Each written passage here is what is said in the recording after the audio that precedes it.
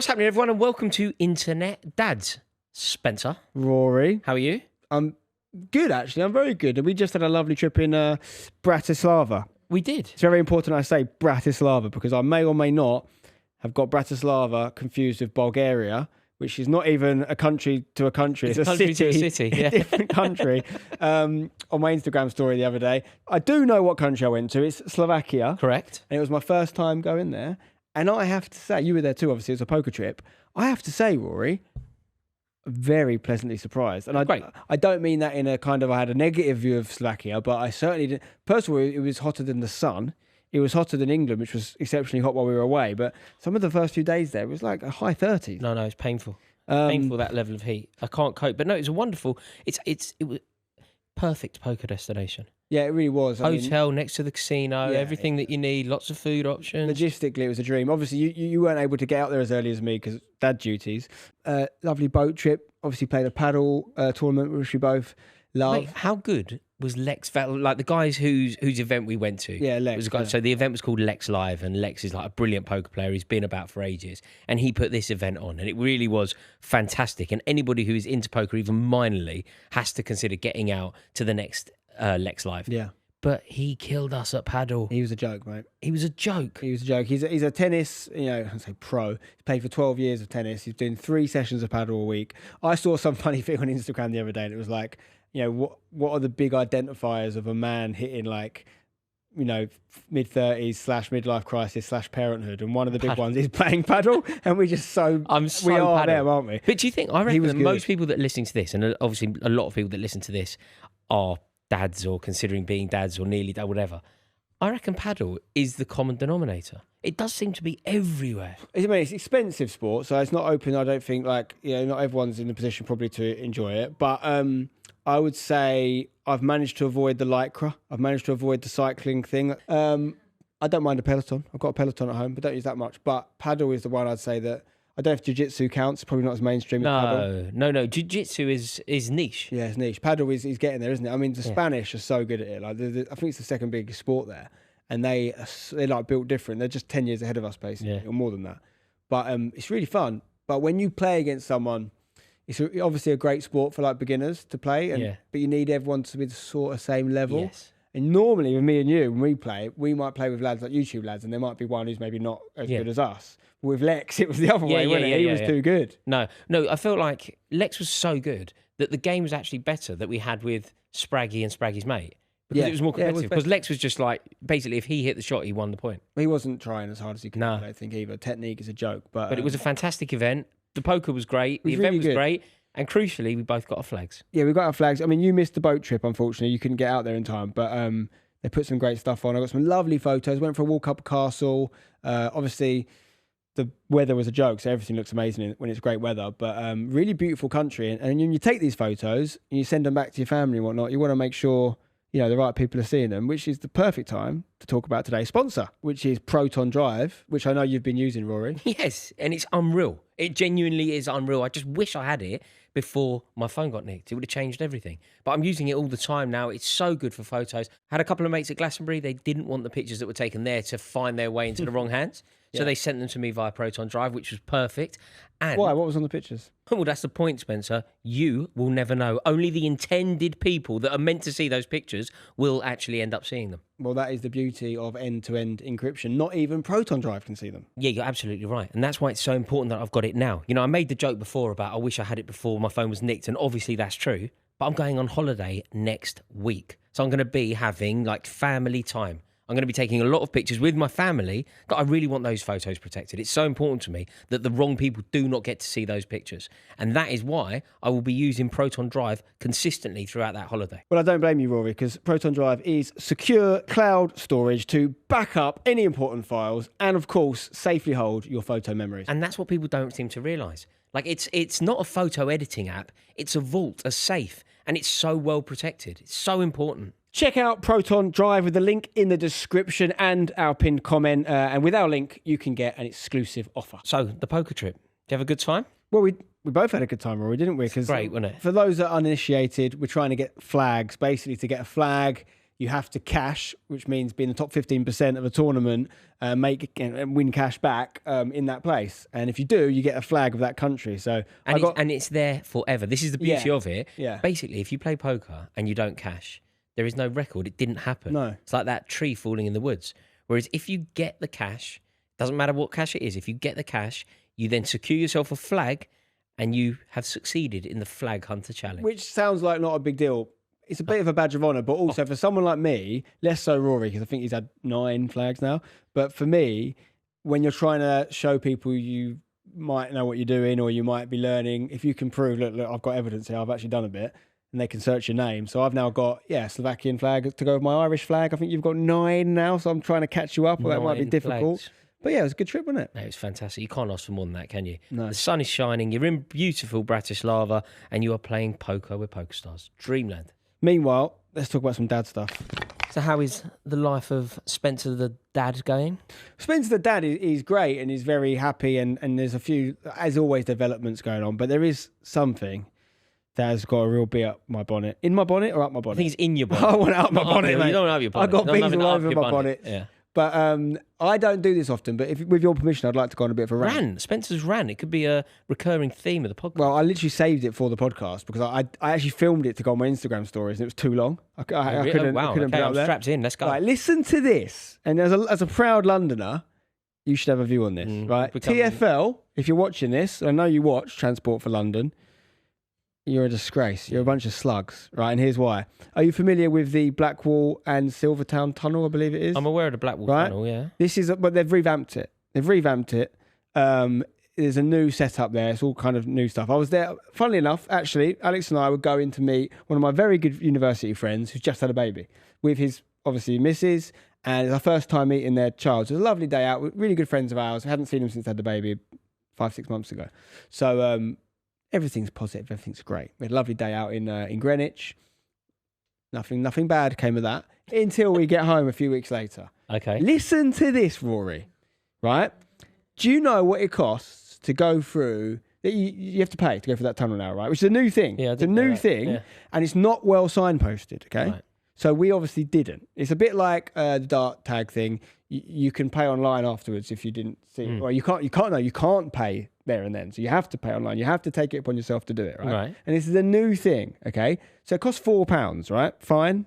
Maybe a bit expensive, but £4, whatever, fine. So obviously we didn't know. We didn't see the sign. There's no world where Alex and I are like trying to dodge that fine. Obviously, it's £4. So we just didn't see it, right? And this is, bear in mind, this is a new thing. It's only a few months it's been in place, right? You would think there'd be a bit of leniency. You would think there should at least be some sort of like one strike policy. You didn't pay us within 24 hours. Personally, I think in a reasonable world, a fair world, that would mean you still have a chance to pay that £4. Hey, you know what? Maybe if you want double it to £8. Say there's been some admin fees for the letter you sent out. Do you know what the punishment is for missing the £4? It's going to be huge, isn't it? It's going to be just think about it. It's £4. £4, and it's now you haven't paid on time. I think it's gone up to £50. £180. No. £180. This is disgusting. Right? Do you know what that is? I've worked it out. That is a 4,500% increase. In what world is that legal even to charge that sort of interest on something? 4,500%, right? It's one of them. Oh, if you pay it within 8 days or 10 days, it goes down to 90 quid. But if you don't, it goes to 270, right? This is a £4 tunnel crossing. I'm telling you this right now. That whole thing, revamp, has been done for that. It's not, if they don't pay, we'll fine them. That's why they've done it. And this is, unfortunately, a sign of the times. I think it's, unfortunately, a sign that England might be going down the shitter, to be honest. Like, how can that get passed? How can someone approve £180 for £4? I find things like this like so common. I find things like this just driving me mad. So common. But if you forget to pay for parking, for example, like it should have been a couple of quid. It might be 80 quid, 60 quid. Maybe it'll be 50 quid if you pay it on time. That 104 to 180 is just no world. That's normal. These things are going on all the time, and it makes us sound so moany and so grumpy. But maybe that's just who we are now. Have you noticed this 20 miles an hour thing? You could be driving down the Finchley Road, which is like 2 carriages across. It's like a multi-carriageway. 20 miles an hour. So you could go down here at 4 o'clock in the morning. You got 26 miles an hour. Yeah. and you are suddenly fined, slapped with a £90 fine. Yeah, maybe even 3 points. 3 points. It's like absolutely. Everybody is out to put their hand in your pocket. Nothing is actually being done. No, I know. For the purpose of like that fine isn't to teach you a lesson. It isn't. It's literally a money grab. It's a revenue grabber. But the thing that really boiled my blood here, and I've literally been sitting on this for days with anger, to be honest, because first of all, it's like we're not like not paying attention when we drive. So those signs are not. I think they're probably deliberately hard to see. First of all, it's a trap, right? Yeah. But second of all, the bit that gets me most is like we're in fairly hard economic times, right? So like obviously cards on the table, it's not a big deal for me and Alex to pay £90 fine, right? I think, you know, in terms of principle, I think it's disgusting, and part of me wants to take them on like just for principle, but they obviously scare you and say if you don't pay it will become a county court judgment or whatever it is, and you have it on your record. But like there's a lot of people who, if it was clear to them, if they made a mistake, a £4 mistake, they get £180 fine, that they wouldn't take that tunnel. Like they wouldn't, like they can't afford it, quite frankly. There are people out there that cannot afford that. It's not like you do something that costs £4 and you're worried about the repercussions of paying that back. This is a 4,500% increase. That when you hear about these TV shows that come out about these what they call like payday loans people and all that, and they charge it's like basically people say it's disgusting. This is TFL doing the same thing. No. They're doing the exact same thing. And like I know it's probably people think it's a bit embarrassing that I give a shit so much, but it's a sign of the times, mate. It's like what world? Why aren't we all rebelling against that stuff? Like why aren't we kicking off and just cancel that company?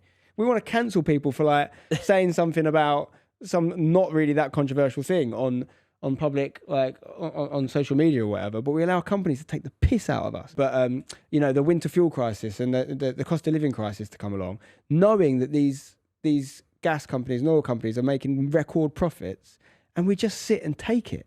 Yeah, I think we've heads on a spike. That's what I want. We don't have the fight anymore. I know what you mean, but do you know what I think you need to do, which is very rare? Do you know what my counsel here is? What's that? I think you need to be a little bit more like me in this circumstance. Remember when I mentioned how many parking tickets I get? They're really annoying. Just pay it and don't ever think about it again, and just almost see it as a life lesson. It just sort of is what it is. Do you know, I got fined the other day. I parked at a station, and the lines on the floor that segment where you're supposed to park, blurry, right? You know, when it's just washed away, like you can't. I was over 2 by accident, but I paid to park. When I get back to the car, there's a parking ticket. I was like, that's weird. Looked at my thing. When I analysed the ticket, you open it up, in a long thing. It was that I'd straddled 2. I was like, firstly, it was an empty car park. Secondly, they're not well designated. Yeah. I was like, okay, I definitely have. You know, I'm looking at the paint on the floor. I was like, you can't even see it. I definitely would have had grounds to fight that. Yeah. If I, you never win, do you? Well, even if you do win, do you win? You lose the time. You lose the time. Alex's dad was always like that. Like he would go to court. He actually would go and fight them in court. And I think I don't know for sure, but I think he might have even won a few. Like, but he also retired fairly early and like had time to do that sort of thing. Yeah. Most of us don't have time to do that, but no, it just boils my blood. Like, I'm sure in the Dart tunnel, Dartford crossing, when they stopped having the actual tolls and it became electronic. I'm sure there was like a leniency period, or at least a really small fine if you missed it, because I know I missed it in the early days, and I never like £4 to 180 is so ridiculous. But it doesn't make any sense. Everything is. It's such a disgrace. £4 to £40 is still it's 10 times, 1,000% increase. That's ludicrous. It's just anyway. But that annoyed me, and I don't expect anything I've said here to make any sort of difference in the world. And maybe if you're watching this and you live in South London, you might be careful when you go to that tunnel. There might be one thing you could learn from it, but I certainly will be. I guess that's what they're trying to achieve. Really, is to get. It's nuts. It's nuts. Do you know? I felt sure, in fact, that you would have been down at Glastonbury last week. I've only ever done Glastonbury any of once. my mates, so I've only done it once as well. Yeah. But I felt sure that you know what it is. Down there. There's a lot about Glastonbury that I like. There's a lot certain areas of Glastonbury as well that I like to visit and things, but I hate the crowds. I have to admit, I hate. What you mean, just any crowd? Oh no, not the Glastonbury crowd is my kind of crowd. Yeah. But in terms of numbers, I really don't like it. It's probably the only time I think I get anxious. Do you know what my overall, not necessarily anxiety, but just my overall reservation about going to Glastonbury, travelling home? It must be the worst journey ever. Well, and also the thing that this hasn't been the case this year, obviously, but it's not even a guarantee of good weather. Like Glastonbury on song, like prime Glastonbury is bloody cool, but like for me also, like worst case scenario Glastonbury is also horrible. What, wet? Like waddling around just muddy. Do you know what I think worst case scenario is? The one that we just had. That is the worst Well, it's possible so hot. Glastonbury. Yeah. Because I'd I've still got rather- sunburn written all over Yeah, me. yeah, yeah. I've got. Dangerous. I am so sunburnt if I was at Glastonbury. Like there is no way that I am not getting sunburnt. Yeah, the muddy version isn't a risk to your health. It's just very unpleasant. Mm. Whereas the sun version, you could have some. See how many damage. children were down there. See how many dads. Did went you to see the one Glastonbury. with the school hymns? You see that? No. So some guy goes on and he sings like I don't know, like This little Lord, lad I of am mine. I am the Lord of the dance Yeah. bed, he and all that stuff. And it was sold out, like not sold out, but it was full crowd. Everyone was going mad for it. Were they? Because it is a vibe, though, isn't it? Like I don't prescribe to the necessary religious messaging and some of that. No, but song, they're bangers. They They're are bangers. No, like I think that's what the guy was called, like primary school bangers. That was Really? his name. Yeah. No, they are bangers. Yeah. Do you know what I like as well? Like, don't get me wrong, I've got a lot of time for this little light of mine, things like that. But do you know what I really can get into? What's Do you know when it's all that bean don't burn on a grill? You know when I it don't know gets, that one. you know when it gets a bit gospely. Oh, I love the gospel. Yeah. I love that. And oh, happy Yeah, day. yeah. But no, he was doing all the like, sing Hosanna, Right. that sort of thing. But people what go the kids? mad. The kids were on stage. No, he was a man. He was a grown But man. he had doing the kids it. with him. I don't think there were kids there. I went. Did you see how many kids were at Glastonbury? And then you went. Oh no, because you just made me think about it. That's all. Sorry, Oh. no, you can get back to that. But the audience was all adults, and the guy was an adult. Oh, I see. Yeah. But the kids. Glastonbury has got that. It's got multiple sides to it. hasn't it? Yeah. I don't know if I'd want to go with my kids. They're certainly not this age. Nowhere near their age now. I got a really good pal of mine. I don't know if he wants me to name him or not. He's fairly well known. He played for Hashtag for many years. He did his 8th Glastonbury on the weekend. And he also, I don't know if he did this year, but he had a bit of a good setup going where he'd work at Glastonbury. Because I think if you work at Glastonbury, you get, I don't know what, it's some sort of, obviously guaranteed to be there. Yeah. But also there's some sort of good deal you get with regards to how many hours you have to work versus what you can enjoy. So he had a good little setup there. But he does it religiously. But he's also got, a 21-year-old son. Oh, he's got a 21-year-old son. Yeah. Oh, So I'm saying right, is he yeah. goes with his adult kids and they like have a proper rave up. Yeah. But he's been doing that. He's that kind of guy. He's always done that sort of thing. Maybe like that could be cool when my kids are older and like Yeah. they're there to actually enjoy Glastonbury I in that just way. don't know how people do it. Who are like a lot of people that I knew when I was working in TV and stuff. I still follow them all on Instagram. I haven't spoken to them for years, but I still follow them all. They're all at Glastonbury all the time. Like every year they go. Like obviously it won't be there next year. It's not on, but the following year they'll all be there. I just And don't know they're how like I would. 45. How would I do that right now? Like, there's no way I could go. Al, you look after the kids. I'm going Glastonbury. Yeah. So we'd have to go either leave the kids with someone, me and Al would go, or we'd have to take the kids, and they're not the right age. Would you know what as well? Like I would struggle because as much as I think it would be a wonderful experience, and when I went, I had a wonderful time. Don't get me wrong. Like I saw Oasis, one of the best nights I've had. But now I think I just find so many people so annoying. Yeah. Like there's this fellow that I don't know if you've seen him. He's going viral at the moment. And on one level, I really respect him because he's hustling and like life is a hustle. Most industries are a little bit hustling. You've got to put yourself out there. You've got to take the hate. You've got to put yourself on the front line. And he is doing that. And for that, I take my hat off. But he's also the most annoying man in the world. He sort of swans about with a ukulele. Right, You ever seen it? It's not your type of guys. But he tries to do it in a little bit of a like cooler way. And I saw him. He's obviously collared Dua Lipa, right? Oh, I've seen this was another year, wasn't it? I saw this guy, and Was he it? comes and starts singing at her, and she's like, "Yeah, very good." Yeah. That was not this year. No, but he's done. No, he was definitely there this year because I've seen. Oh yeah, but the Dua Lipa clip, I'm pretty sure is Oh really? from last year. I That's, know the guy you mean. do you? She's just like, "Yeah, it's really good. Well done." Yeah. And he's like really giving it, and she's just like, mate, I need to get away. You know when you do those eyes where you're just like, I'm doing anything to get away. I'm trying to be polite, but I have to get away from you. She was really polite, I thought, in that. Yeah. clip, yeah. No, but that person, like what that person represents, and it isn't about him per se, because like I say, I do acknowledge and respect massively his hustle. He goes, he's out, he's fighting for it, he wants it, he wants it, and that is commendable. And I do give him his due for that, but I hate him. Yeah. I mean, I wonder if Glastonbury, this might be an unpopular take, but has sort of jumped the shark a little bit, because I think that,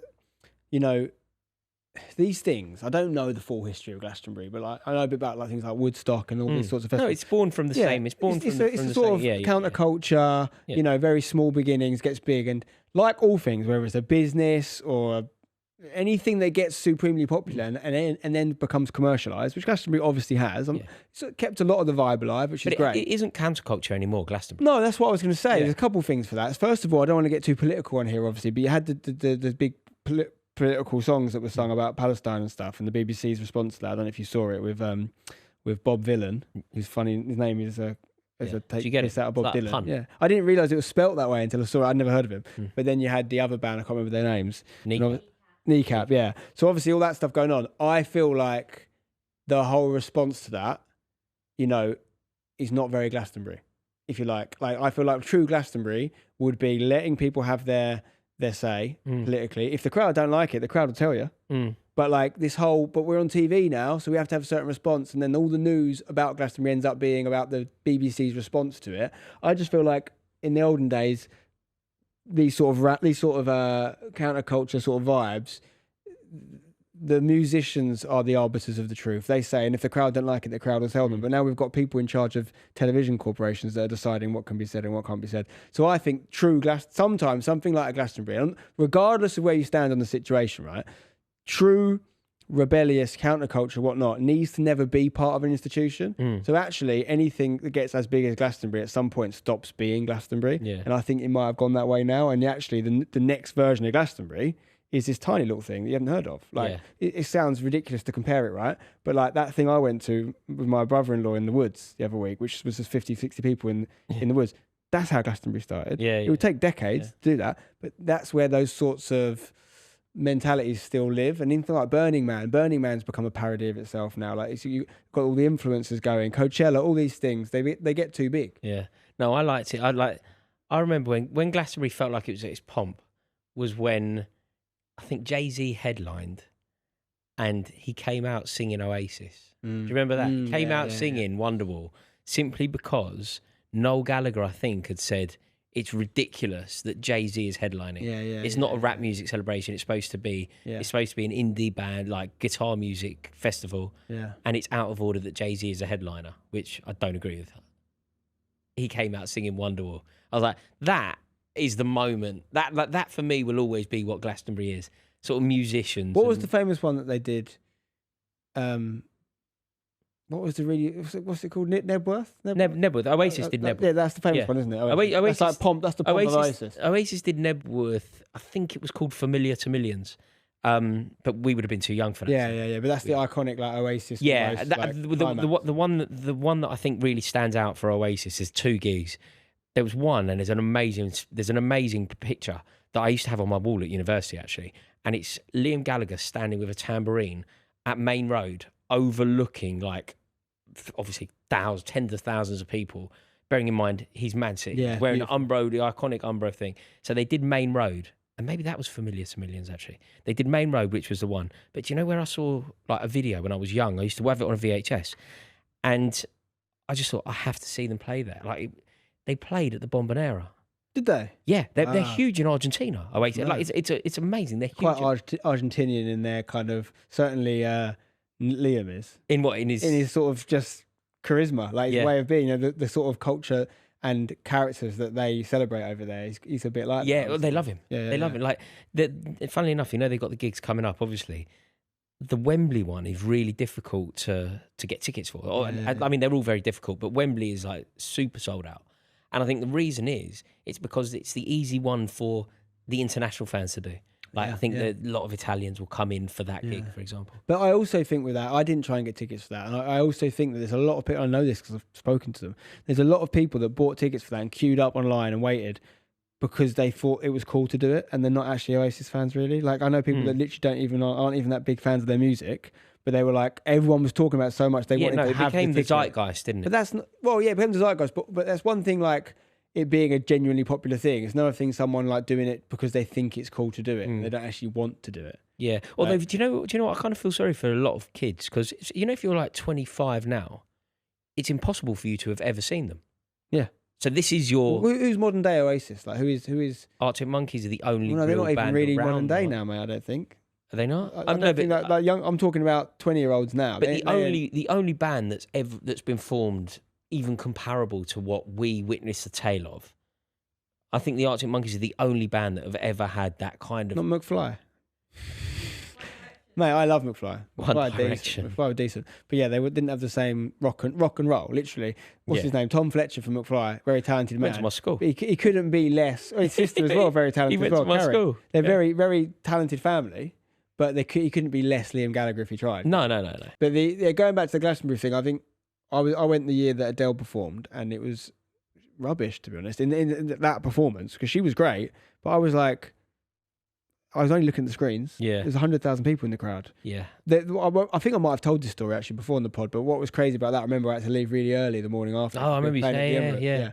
So like a lot of my things in the last 10 years have been impacted by the YouTube kind of, I'm not complaining, because I've got to Emirates, but like the YouTube sort of schedule, the idea of going to Glastonbury for like 3-4 days of partying and enjoying it, had never really been an option for me. No. But I would like to do also, something you like know that idea of doing something for like, because I think you have to go down there to get a decent campsite. You have to go down there on the Wednesday. Yeah. You're there till the Monday morning. Yeah. No matter how much fun I'm having, no matter where it is, there's nothing that I want to do for 6 days. But you don't want to sleep in a tent either. You said this. No. I did it last night. I slept in a tent last night. What? I put a picture in the group. Do you not see it? No. I put a picture in the Internet Dad's group. Saffron, can you confirm? Yeah. I slept in a tent last night with my boy in the garden. Really? It was too hot, mate. It was so hot in the house. I couldn't put him in. I went up to You're his just room. proving a point here. No, I told you we do it every year. No. Multiple times a summer we'll do it. It's What? so good. I literally get the tent. It's a 2-man. It goes like this. You throw it out and it just So did you sleep all night in there? We didn't, but that wasn't because we weren't going to. We normally It wasn't do. comfortable enough. No, it was because I slept next to him. No, in reality, that 2-manner, I literally don't fit in it. Like, so I had my legs poking out the end. But we slept in there from about 9 p.m. until about midnight. Then I woke up. I went inside with Al and chatted, and she was still awake. And then I went, what do I do now? I have to either go back and have woke myself up and sleep in the tent, or I have to wake him up and take him to his room. Did you carry him up? Because it's got cooler today, hasn't it? So it's cooled down a bit. If it had stayed hot overnight, I would have definitely gone back down there. Do you like the hot weather? I do, because it is fleeting. But if like the heat we've had recently was sustained over like 3 to 4 months, like it is in say mainland Europe, it would be a real problem, mate. But it's because we don't have aircon though. Yeah, you get aircon. I'm getting it. You're getting in there. I'm getting it in my house. Wow, that is. I'm committed. I'm not having this again. Well, yeah, your football opinions must be getting some serious reactions. Getting aircon, Mate, you need it. well, that's from Madison. Alone's paid for that. I need it. Mate, I need it. Listen to this. Your words have consequences, sir. Oh dear. Our producer, Saffron, you know how we've spoken about the potential of homeschooling and whatever else? Oh yes. Our producer, Saffron, has a friend who is taking their children out of mainstream school in order to homeschool. Is that right, Saffron? Yeah, it is. Wow. Tell me more. I want to know everything. What are we talking? What ages? How much school have they done? What's It's their new quite plan? early on. It's quite early on. So her daughter's done a year Okay. of mainstream school, and she popped it on her Instagram story the other day, that being like, "Oh, I'm removing her from school." I think it's because, like, I went to quite a small school growing up. Well, I went to many schools, but one of them was very small where I met her, and I think her daughter goes to one of those really big schools. Yeah. And I think she's struggling a little bit. And I think because her mum's like not used to seeing like that many kids, I think she's probably like, well, let's just give homeschooling a go. And she's quite lucky actually. She doesn't work, so she's going to take on the full on was it becoming the teacher? So, Yeah. So the kid's like 5-6 years old as well. So yeah, it's she's not, 6. Yeah. So it's not your complicated. Not to say it's not important, but it's not your secondary school geography she's got to teach. It's Not at the moment. your basic stuff. That's hard. Yeah. Well, so was it on her radar before she enrolled the child, like that she might do this? Was it a new thing? I think they'd been thinking about it before, but I think she wanted to give like 1 year, give it a go, see how it goes. Because she's got another son who's a bit younger, and I think this will be like the blueprint. You know, first child's always the test the child. Yeah. But then equally, every child is different. So it might be that one child is suited to that environment and one isn't, and that's probably harder, because then you almost want the economies of scale. Like if you're homeschooling, you might as well have 3 kids in the homeschool system, and they all benefit from each other, because the younger ones get exposure to older kids. Like this idea that we all need to be around people our age is completely made up. Like it's not a real thing. There's no societal proof to say that you being in a class of 30 people your age is good for you at all. It's not at all. People that have the opposite experience. Yeah, but it makes sense at kid level. No, it makes sense. Learning. It makes sense. It makes sense. It doesn't make sense for a 23-year-old and a 26-year-old, but it makes sense for a 2-year-old. No, why? I'm talking about optimal education. Why is that optimal? Tell me why. Because you've got the same life experience, and at that age, that's relevant. You've got the same brain capacity. You're moving in the like all kids do the same thing at the same time, give or take. Certainly don't have the same brain capacity. You've got boys and girls at different rates They straight all away. sort of walk around between 12 and 16 months. They all do that at the same time. They all speak. Yeah. But in schooling, come on, you know, plenty of evidence to the contrary to prove that you've got your brighter kids, your less bright kids. You've got your girls that learn at a faster rate at young ages. If you stick an 8-year-old with another 8-year-old, it's going to make more sense than sticking an 8-year-old with a 12-year-old. No, because you're seeing it all the wrong way. This is the problem with the homeschool debate. Like, you know, generally, you're coming to this with so much incorrect assumed knowledge. Like, it's not about me having a horse in the race. It's about me just taking it in a neutral stance. So, like, right, I'm not saying that you put an 8-year-old in a class with a 12-year-old and teach them the same thing, or even the opposite thing. I'm not saying that. So first of all, I'm coming from the assumed knowledge and the proved knowledge that what kid needs 8 hours to learn in a normal school can learn in 2 hours that day. So what do you then do if they've been taught on their own, if they're not being taught by other kids? So when you do homeschooling, do you not, if you know, you mentioned it before and you spoke about, you kind of group them together with other people that are into doing homeschooling. When you do that group, you don't make them the same age. No. I just assume that you did. That's what I'm saying. You're conflating two different issues, what I'm talking about. Like, what I'm saying is,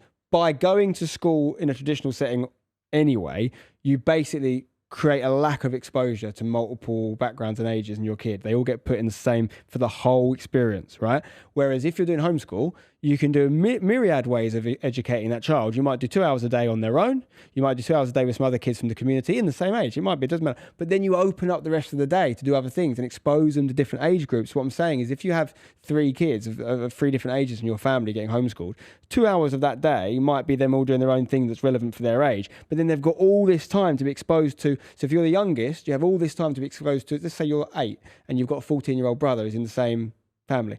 You've got all this extra time to learn from a 14-year-old that you don't have in a school. That 14-year-old has all this. This is how communities and villages and tribes do it. That 14-year-old has all this extra time to be paternal and protective of that 8-year-old in a way they don't. Talk about what we talked about with Joe Weller and his lack of experience in children and having that almost paternal experience. Like, you develop that in a child when they're part of a community with different age groups. In school, you don't get that. The only exposure you get to that in school is in the playground where they're bloody beating you up. Like, it's not like they're looking out for you unless you've got a really good mate or your brother's at that school. Maybe you got lucky. So that's the idea. It's really important with the homeschool debate to not think like you're working with the same parameters that school does, which is 8 hours of teaching in a classroom with the same age group. I'm saying that by doing the more efficient version, doing your learning elsewhere and quicker, which is what homeschool allows, you then open up a world of experience. That's the difference. Okay. I'm not saying you put a classroom, 30 kids, all different ages for 8 hours. That could be quite damaging because they'd be all learning at different levels. But that does happen in the class of the same age group. You know, I wonder if that happens a lot. Do you reckon, Saffron's experience there of a kid being pulled out of traditional school in order to go into homeschool? It's happening. That's quite common. It's happening so much more. I'm not up to date with the stats. I did know them better a year or two ago, and I was reading the books about it. But I know that homeschooling has gone through a complete revolution in terms of numbers. Like, the internet has obviously changed everything. I think COVID changed a lot because people just got more comfortable with having their kids at home. And some people really struggled, but a lot of people were like, oh, wait, I can actually do this. And also work have allowed people to be more remote. So it's opened up a world of opportunities. But for me, the big one is just internet, and then just, ironically, education of the parents. Parents just being exposed to different ways of doing things. I think probably, I can only speak for myself, but I think people are now more keen to make sure their kids can do things like critically think and think outside the box and not follow crowds. And like, the easiest way to help that be part of them is to give them a different upbringing, give them a different experience, a different way of looking at the world. Because if you just sit yourself in a class, in my opinion, in a classroom all day, every day for 15 years, you're doing really well if you come out of that thinking differently. My kid has literally, I know this is very ironic because we have enrolled my boy in school and he's down to start in September and he's doing all these taster sessions and that at the moment. That's exciting. Yeah, I mean, all cards on the table, it is not what we wanted to do, really. Like, so unfortunately, Alex's dad is not very well at the moment, and it's one of those kind of it's gonna be a big life event. It's gonna be a big life event, and you only have 2 parents ever, and there's certain things you got to do, and there's certain things you might have to pause as a result of that. So that's where we are, but also, so knowing that we're gonna need that support that a school does give you, if you like, for a little bit, also allows you. So I actually have always been very keen on homeschooling, but I've not actually been that keen on doing it at primary school age. I personally, and everyone has a different approach to this, but I personally think it's the secondary school ages that I think are really important, and where you're going to really kind of like, the child is going to develop into an adult and start to really show those personality traits. So I think there's more chance for diversification there. I actually think there's real benefit to him going to school now. I think, like, fundamentally, my oldest is a bit of a terror, to be honest. Like, not a terror, but he's a real smart ass, right? And I think he needs that discipline that school will give him. I think right now he needs to understand classroom dynamics, shut the hell up when the teacher's talking, put your hand up when you want to ask a question. You can't get away with this stuff. And I think if we tried to go at that, we'd obviously be able to do it, but I think it'd be way easier once he knows the school discipline, and then we can layer things on top of that, or take things away from that in later life. Yeah. So I'm actually fine with it. And I think it could be a really good thing. The bit I've wanted to avoid, though, which might not be achievable now, is like disruption. So I think now if we do pull him out, where I don't know when it would be. Hard. Yeah. Because I suppose, and this is something that Saffron's friend would have had to have considered, he'll have his network. He suddenly has independent mates that aren't your mates. And yeah. And I have to say, he's buzzing. He's buzzing to go. Yeah. He really is happy to go. So has he got him? He's got his uniform and he hasn't got his uniform yet, but he's got his class. He knows his class. He's got one of his kids from nursery, or two people from nursery in the same class, which is great. Right. So he's going to the same school that me, his uncle, my brother, and his godmother all went to, which is quite cool. It's walking distance from our house. And yeah, like, it's a really good school as well. It's really good. Outstanding rated. That taught you? No, I don't know, but I doubt it. I mean, I went there. No, but they could be. I left there when I was 7. I only went there from reception to year 2. No. So yeah, it was literally 30 years ago, mate. I left. Yes, it's possible, but yeah, slightly unlikely. But is it an infant school? Do you leave at 7? No, that school goes all the way to year 6, but I left. You left early. I left early. Right. But no, it's a really good. It's a good little school. It's outstanding rating Ofsted. I don't think it was when I went there, but it's upgraded. And it's a religious school. It's a C of E school, which is not my preference either. It's all right, Henry VIII. But it's a very good school, as most of the schools are. Like, most of the really good state schools are religious. Are they? Yeah, I mean, we went to look at a few not independent. What's the word? Like, basically not non-secular. Non-secular is the word, isn't it? They don't secular. Secular, sorry, yeah. So they don't prescribe to any religion. Yeah. And agnostic. I really agnostic. Yeah, I guess so. Like, they basically just don't sing religious hymns, and they don't have Sunday school, and they don't. See, that's a shame. Whether you like it or not, as we've established, you could do other hymns. They're bangers. You could do other hymns. No, but they're bangers. Maybe they do the hymns. To be fair, I don't know. But also, you want that. Well, I'm gonna let it shine. I actually think there's a real value in hymns, and like community singing is definitely a thing that's good for you, 100%. It's just whether, like, are they sitting there going to them, this John the Baptist? No, this, what's it called? What's the guy with what's the guy help the guy on the street? Jesus. No, not Jesus. The other one. What is it? The guy is on the street and he helps him out. What? What's the famous Damascus? The tram. Road to Damascus? I don't know. Road to Damascus. It's a guy on the Good Samaritan. Good Samaritan. Whatever. Right. All this stuff. Mate, forget all that. Just worry about everywhere I go, I'm gonna let it shine. You can't deprive a kid of. Well, I'm not. He's gone to the school. Yeah, but is he going to get to bang them out? Yeah, they'd literally bang them out. That's what it would do. Because then also, do you know what they do? This is a good day at school. Everyone will remember the day where they let you sing all that, and then they bring the tambourines round. And then it's a good day. Yeah, that's cracking. I love all that, to be fair. But I also, one of my best pals, who's also my oldest boy's godfather, which is a term we use, like, because he's a Muslim. He's brought up as a Muslim. He's not really a practicing one, but was certainly a Muslim. So the word godfather is probably not even accurate for him, really, in traditional sense. But I distinctly remember, because I've known him since I was 7, and we went to school together, him asking a question to a teacher. No, I remember a teacher telling him off for not singing a hymn. And he said, he was really sort of quite smart lad. He's very smart, but like as a boy, he was very smart as well. And he's like, I'll be honest, I don't know what to do, because my mum and dad said I shouldn't sing this song. And they were like, when you're in this school, you sing this song. And I think that's not right. But I know that you can't be, because we've just looked into it. We've got Pandora's christening coming up. And I now know that you can't be a godfather if you do it the traditional way. Oh yeah, we didn't. Our kids aren't christened. Yeah, you can't do it. I didn't know this, but if the person who you want to be the godfather isn't practicing, or at least christen themselves, they're not allowed to be godfather. That's a joke, isn't it? It's all nonsense, all made up. I mean, it is. Like, what a joke. Like, so when I call him godfather, I mean more in the sort of Vito Corleone sense. Yeah. Not in the, like, this is the debate me and Alex had, and this maybe gets a bit abstract, right? But me and Al were talking about religion, and, you know, this could be any Does religion. she agree with you? Is she agnostic? She went to Catholic school, and I always went to CV schools, but I think she was a bit like you, brought up as a bit of a God-fearing Catholic, and now is less like that. But I was having a debate with her, and this could be any religion, right? The religion we were talking about at the time, I think, was Judaism, right? Which no one in my, like, I've got no family links to it, but we were just talking about it.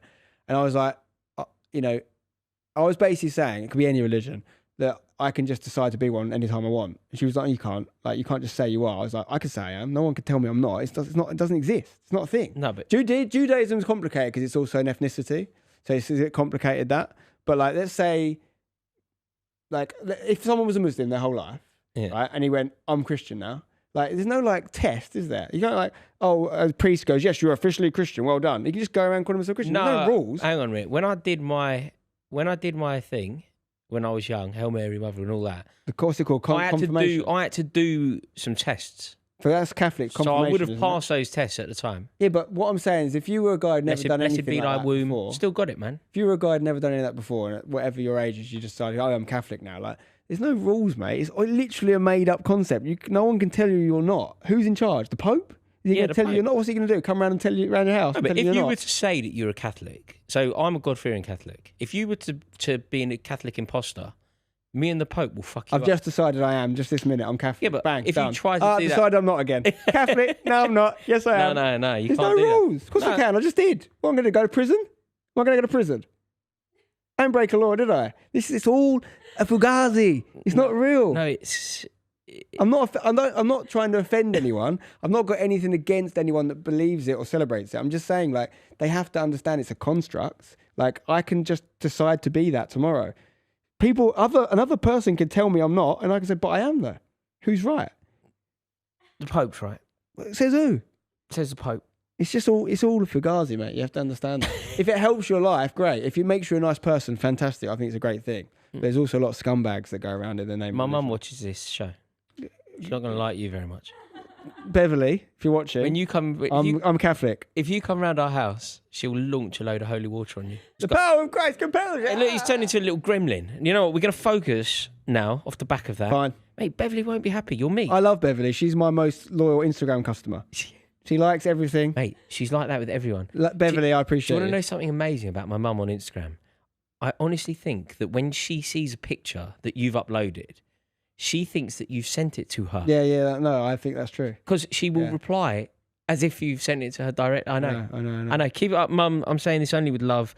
But you aren't even the only person to say to me that she is the most loyal person. She on is Instagram. everything. Everything. Sometimes she likes stuff. And I'm like, do you actually know what that is? No, she doesn't. She has no idea. She has no. That's she the has best no kind idea. of fan. See all of anyone that she follows, she likes it, and then she'll say when she sees a picture of something, she'll say that it was sent to her. Would your mum come on here? Yeah. Would you have her on? Yeah. We should get her on. We've got to do the parents at some point, haven't we? We've got to get my mum. Yeah. My mum would be. Get my mum on here. It'd be But I amazing. also I adore my mum, Same. but she is mad, and I say that Same. with love. Same. Like, she is mad. My mum is also She's mad. She watches these, Yeah. mum, and you know you're Yeah, mad. she is mad.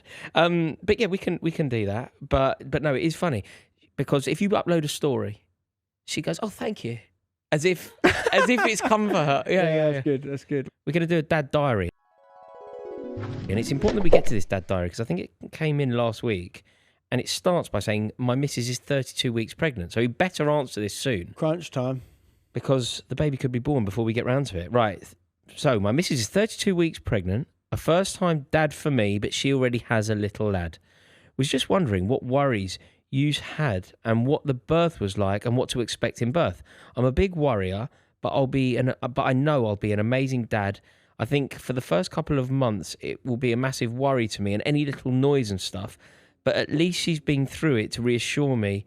And just watching my son be born, I'll be worrying about him and my missus, which is obviously normal. This guy doesn't like punctuation, but yeah. Let me just summarise. Can I also check something? Did he actually write use? Yeah, he So writes it's probably USE, Probably an Essex which lad which then. I had to then like somehow decode. That's fine. He's one of my own. Use. Yeah. Basically, he's a warrior. How's he going to get through it? Well, Love I it. always say that having a kid is basically just a license to worry for the rest of your life. Alex and I literally talked about that this morning.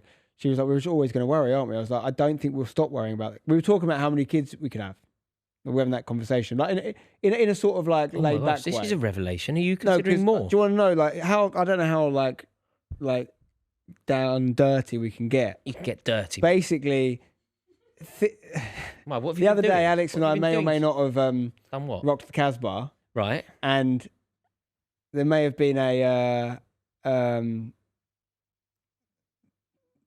what's the good way of saying this? I don't know. I don't know what you're trying to say. Unprotected. You've had unprotected intercourse. sex. Mate, you're not Normally- 12. You're allowed No, to no, say but the I'm word. saying normally we wouldn't allow that to happen. Right. We wouldn't. What did you do? Just get carried away? Basically, yeah. You couldn't control yourself. We've been going for hours, mate. No, the point is like that's, and also the other thing that made it worse is like if you did the maths, it's like Alex is like most fertile day of the month as well. Oh, Like, and also, as I said before on this pod, I am very efficient in that department. Alex and Yeah. I have had a lot of luck very quickly in that Oh department. my God. So like, there's a chance. Listen, mate, do you know most people that listen to this podcast may know, the people that are regular listeners will know that I am the anchor, I am the sane one, and you are the lunatic. Like, it's very rare. People that don't know us from this pod, people that know you from who you are and me from who I am, they'll think that you're the sane one and I'm the lunatic. But people who watch this will go, God, that Rory is Spencer's anchor. Imagine how nuts you're going to be if you have a third child, because the third one is what sends you over the edge. You know? I don't think that's true, actually. No, I think the third, you give up after the two, and the third one you just let rest into it. Yeah, but that's mental in itself. But no, the point, listen, it may or may not happen. If it does, it wouldn't have been deliberate, but that's not a bad thing either. The point is that we were talking about it, like, what is the optimal number? And I was saying to her, like, you know, I know we haven't really got back to this, lad, and we'll come back around to it, but there's an optimal number now, like in the trenches, which is obviously the less the better, really, right? But like once you get through all that and you get to adulthood and you actually get to enjoy your children, I was like, what is the optimal number? Because some people would say, if in that case 10, but actually no, because you're not going to remember all your kids' like individual moments at 10. You're not going to know what's going on in their life. So there's probably an optimal number, and we were debating it. It's probably somewhere between 3 and 5. If it's purely like you've got through the hard bits and you just get to enjoy your children as adult children. So we were having that debate. Because we were actually discussing whether we might have got pregnant again. And I said, look, however many kids you have, even when they're adults, you're still going to worry about them, aren't you? Because you're going to worry about their jobs and you're going to worry about their children when they have kids and all that stuff. So, mate, thanks for writing in. You're going to worry. There's no getting around it. The idea is that the value you have gained in your life and the quality they've brought to your soul outweighs the negative, the worry. Yeah, and also the bit that he's sort of talking about worrying specifically, he's like talking about worrying through the birth, talking about worrying through the pregnancy. Like it's very natural. It's impossible to. You're going to worry. Like, you're going to worry. 9 months of waiting. All you can do is worry. Yeah. No, I was not good for that. Also, I have no advice to offer to you, sir, and I'm going to be totally frank with you because I was worried sick throughout the entire thing. like all things, you can flip it, right? So yes, you're worried, but why are you worried? Because it's so important to you. And it's going to be so good, and you're going to have it's going to be such a powerful moment in your life. So like, you can always flip things in life, perspective-wise, the same but opposite. So yes, you're going to worry. Oh no, I'm worrying about worrying. Well, no, you're worrying because you care. And in general, I was always really good at this, i.e., not worrying. I have got worse at it since I had kids, but I would say that understanding like the art of worrying is not a good thing, like because the thing hasn't happened. So actually all you're doing is ruining your now in it because of something that could happen. It's completely different. You get bad news, you go through a bad event, and then you have a trauma and you have a grief or whatever that thing is. That's a very different emotion. But worrying actually makes zero sense. It's a little bit like when we talked about the late thing, and I was like, I wouldn't be late until I was late. But you are correct. Everything you're saying is right. You won't stop. But yeah, because I empathise completely with our friend who sent that in. I like everything that's been said there about the over worrying, the over complication, the worrying about things that don't exist yet. But when you're in I was listening to your advice then because I was thinking, okay, this is good because I suffer from the same issue. Let me listen. But effectively what you're saying is don't worry because it No, what I'm not trying to do is get people to stop worrying because it's impossible. What I'm trying to do is arm people with a little nugget of wisdom whereby when they're in the midst of the worrying, they can just go to themselves, Spencer said there's no point in worrying. And just get themselves out of it again. Yeah. You're going to worry. It's going to come back round again. But actually just remember, the thing you're worrying about hasn't happened. Do you know what I try and do? I try and use the worry as, and try and use the energy that comes via the worry as a sort of motivator. Yeah. Like if you're worried about your financial position, well, go and bloody do something then. Yeah, exactly. Yeah. But like we've talked about before with like job security and stuff like this, it's like, don't worry something away. It hasn't happened yet. Like me and Alex were sitting in the garden yesterday. And my little boy was putting on a little play for us. He loves movies and he goes, I'm going to do a movie for you. And it's like a Sonic movie and he's brilliant. And we're watching it and the sun was shining and the youngest was asleep. And I was trying to do some exercise in the garden. And he kept saying, Dad, you've got to sit down and watch my show. And at one moment I was getting a bit annoyed because he'd tell me to sit down and he wouldn't have his show ready. And I'd be like, can I go and do it or whatever? And then after I chilled out a bit, I said, and he was getting his show ready, getting his toys. I just looked at Alex and I went, we'd probably be hard pressed to find like a better moment than this right now. I was like, we've got 2 healthy kids. Yeah. We've got our oldest who's putting on a show for us, who's just a laugh a minute, funny boy. We're both healthy. Yeah, we've got some Alex's dad's not well and other things going on. But in terms of us, in our immediate household, everything is good. It's a line in The Sopranos very similar to that. Tony Soprano says exactly that. Yeah, these little moments along the way, you'll have little moments. You have to try and keep the mental clarity to sort of capture that moment and live in it for a second, and then you have to also, it's a skill to acknowledge it. Most people don't until it's gone, and then they look at like the idea is a bit deep now, but the idea of you need to experience sadness and unhappiness in order to experience happiness. They can't exist without the other. Yeah, I agree. So, and there's obviously ecstatic happiness, and then there's total grief and sadness. But there's something in the middle as well, which is just like a peace. And that's actually what we have to really thrive for, because it means you can't be happy all the time. It's not possible, because you have to be up and down. You can't just be going, la la la la la la, because that would be your normal. If you didn't have the negative, that would be your normal. Therefore, you wouldn't be happy. So happiness is an extreme. So you got to find the middle, and you do that by sitting in a little moment with your missus or whatever and going, this is lovely. This is it. No, I agree. I think that's quite good from you. Thank you. I'm working on that one. Yeah. Good. That was all right from him, I thought. Rare, but decent. More news. We've gone international. In what way? Well, how's it going, Spen and Rory? Greetings from Mexico. Ooh. Big fan of the pod. This is very typical, and unsurprising, but this is me clinging onto your coattails, which is basically what I do for a living. Very much so. But he's clearly being very generous to me because he's a huge fan of yours. Greetings from Mexico. Big fan of the pod. I've listened to all the episodes and it's great to hear the journey that you guys are going through as dads, and particularly love the guest interviews. Also, I've been a big fan of the Spencer FC since its inception, and now watch this pod religiously and it's been a great resource as a father to a 10-month-old. Congratulations, sir. It says, my dad diary is about the concept of sleep training / learning. I know this can be a very controversial topic in the parenting sphere, but one that is obviously a big topic. Have either of you done this to your children? If so, which method and how long until it got better for you? We started sleep learning at around month 6 by doing periodic check-ins every 5 to 10 minutes. And though the first week was brutal, we have seen great improvements in sleep patterns from our baby. However, due to our work, we may have to travel, and this usually disrupts their sleep schedule routines and makes it difficult to get back into the routine when we get back from work trips. Any advice on this if it's something that has come up for y'all? Again, wonderful pod and keep it up.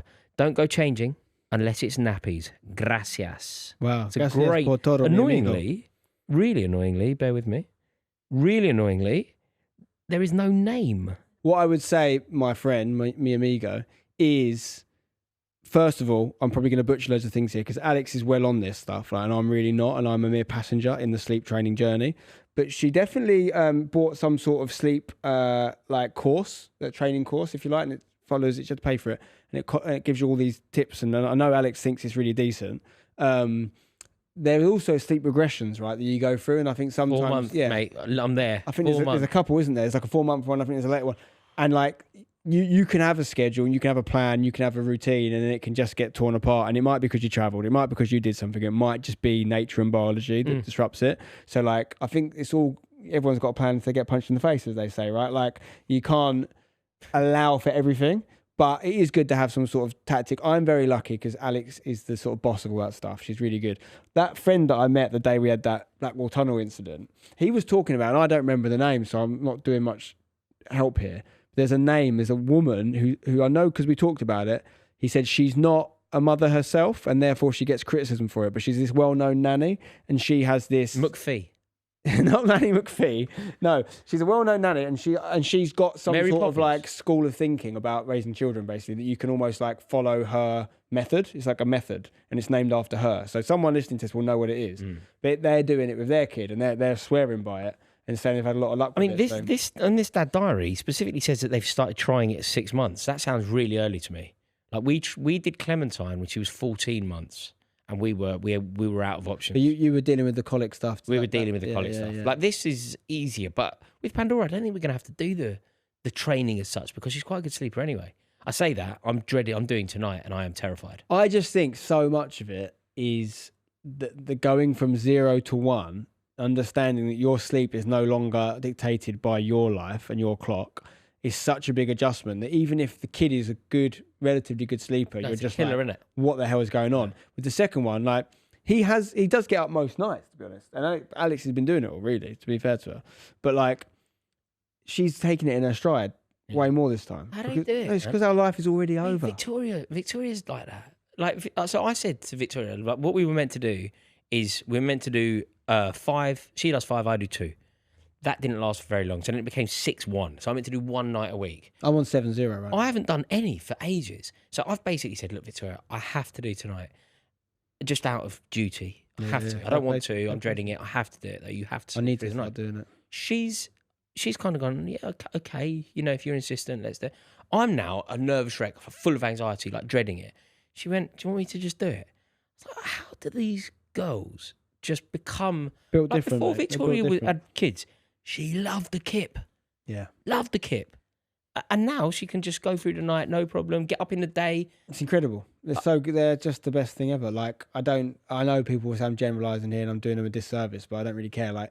Like a mother in full mother mode is just the most incredible thing to witness. And like, yes, there's some mums that don't want to do it. Yeah, cool, whatever. But I'm talking about the ones that do. And I'm talking about how we should celebrate it because... And I'm not saying this is equal in any set stretch. It isn't equal, right? But there are also things that I can do that Alex can't do. Like pull up. And there are no, for example, like this isn't a good comparison because what Alex does is so much more impressive. I'm just giving an example. Like if we have an issue with someone and they're offensive to Alex, You're going to beat them up. No, but seriously, if there's a time that calls for confrontational behaviour, I will step in. Alex is never going to do that. Now, there are times that they take that. I'm not saying that's all I bring to the relationship. There's obviously loads of other things. But the point is, like... You're thug loving. You're like Bobby Brown. I should do more and I could do more. But like, they just take to it like a duck to water in a way that we don't. And it's almost like a remodelling of her character. Like, genuinely, Victoria, before we were together, or before we had a baby, she loved to sleep. I would have said that she's never going to be able to do the night. You know, like she wasn't that kind of person. Like I remember when we were on holiday, she would sleep. I would have gone out. I'd have gone to the gym. I would have had a cycle down the front. I would have I'd have come back to the room and go, oh, right, we'll go for breakfast now. It'd be like 10:30. She'd still be asleep. Yeah. I was like, she loves a kip. Whereas now, she just doesn't even need to sleep because, like, you know, when I do tonight, I'm dreading it. Firstly, it's like ruined my day. All day I've just been thinking, oh my God. But I'm going to do it. The second that it gets to the second that Clementine wakes up, so Victoria has to get up, I'm going to give Pandora over and I'm going back to bed. Victoria doesn't do that. Victoria just does the night. Yeah. And then when Clementine gets up, Victoria gets up and goes downstairs and I'm still asleep. I know. How do they do it? Man, I'm terrified tonight. I have to say, like, Alex has absolutely smashed it with our second. Like, I've had to do bits in other ways, but not equal in any way, shape, or form. And he's a year and a half now, almost. No, Yeah, not a year and a half. He's a year and a bit. But like, Is he close to sleeping through? Because I don't need to hear that he's No, not. he is still getting up most nights, but he the difference is, to be honest with you, I think we've actually lagged behind reality now, whereby I actually should be doing them because he is drinking normal milk now. Like she did a year exclusive breastfeeding. She's still doing that. She's still breastfeeding him from time to time, but he also drinks. You can have milk. other stuff, so I can can just get out with him and do milk, and so far it seems to have not happened. So I probably should do more. Yeah. Well, you might have to weirdly, for the first time maybe in your life, take a leaf out of my book. I've just like insisted on it's mental. I've just like said, Victoria, I have to do tonight. Yeah. Because, no, I think you're right. Because it's just. You know what it's been? This is a really shit excuse, but you know, like this last month or so, I've been playing poker. No, but like we're just closing this investment rate. Yeah, of course. I've been working like every hour, and then for whatever reason within that, I've fitted in work trips to Lisbon, Munich, America, and Bratislava. Go to Singapore in 2 weeks. Like when you get home, you're all over the place. You know, and there isn't a genuine argument for me needing to catch up on sleep for one day, but there's definitely days I could have helped. I should. So I'm going to put that in action when I get home. But so, in other words, Rory, you're correct. I will take a leaf out. No, I felt, to be honest with you, I felt the whole time that I've had this second kid, I've felt an element of guilt about but not in doing this enough. moment, Rory, you are correct. I will take a leaf. Oh, you've been correct many times, Rory. A stopped clock is right twice a day. And on that note, thank you so much to everybody for watching this episode. We really do hope that you've enjoyed it. If you have, would you do us a massive favour? If you're watching on YouTube, please click subscribe. We would love to welcome you into this community. If you're listening, wherever you listen to your podcast, please leave us a review. It massively helps us out. And we will see you all on next week's episode of Internet Dads.